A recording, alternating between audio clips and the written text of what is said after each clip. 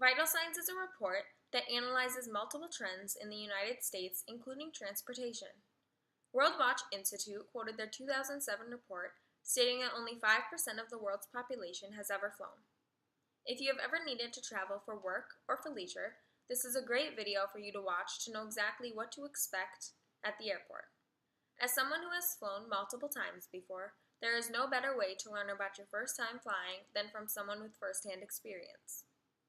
Today, I will tell you all about the prepping you need to do before you get to the airport, what to do when you arrive at the airport, how to handle yourself during your flight, and what to do after your flight has landed at your destination. The first and foremost important thing is to purchase a ticket. Searching online at different traveling websites is the easiest way to find the date and time you are planning your flight to be at. Next, the TSA states that an adult over 18 must make sure to have a recent, up-to-date photo ID and possibly a passport if you are planning on traveling outside of the country. This ensures your safety because it allows them to check your identity. Lastly comes the packing. Packing is the most stressful part, I think, for most people. Airports have very strict guidelines to follow regarding luggage regulations. For carry-on bags, the TSA established the 3-1-1 rule. In small containers of liquid or gel, only 3 ounces are allowed. The 1 stands for 1 quart-sized plastic bag. That is the size requirement for holding the 3-ounce bottles. The last one stands for 1 of the 1 quart bags.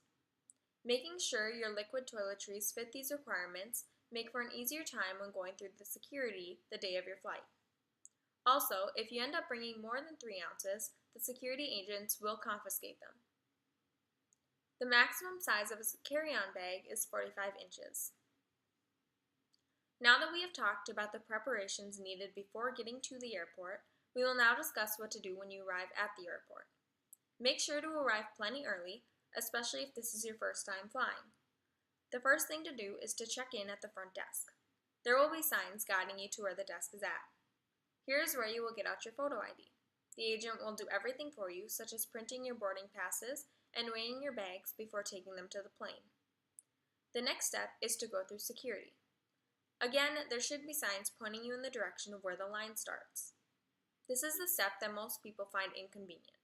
This is where the 3-1-1 rule matters. You must take off your jacket, shoes, socks, any loose articles of clothing, sunglasses, and anything metal. You must place it into a bin and send it down a conveyor belt along with your clear plastic bag of liquids. Then it is time to walk through the metal detector.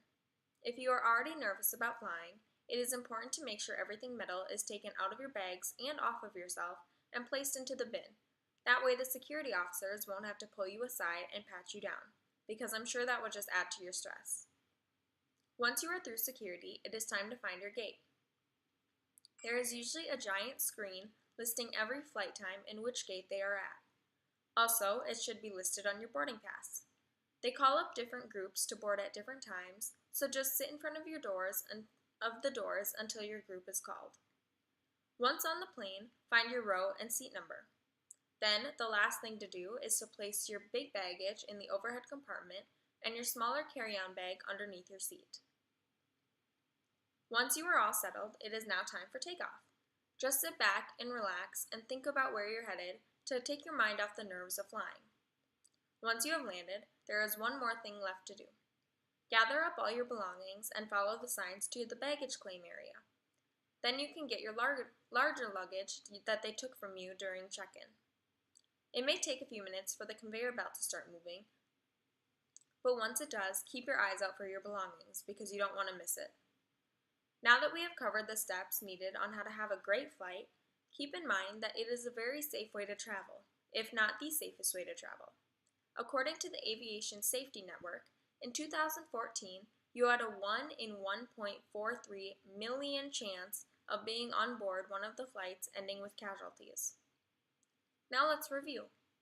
We first discussed how to prepare for your flight, from buying the tickets, what to do when you get to the airport, what to do after your flight lands at your final destination. Hopefully, if you were worried about flying for any reason, this video taught you exactly what to expect to ease up your nerves and concerns.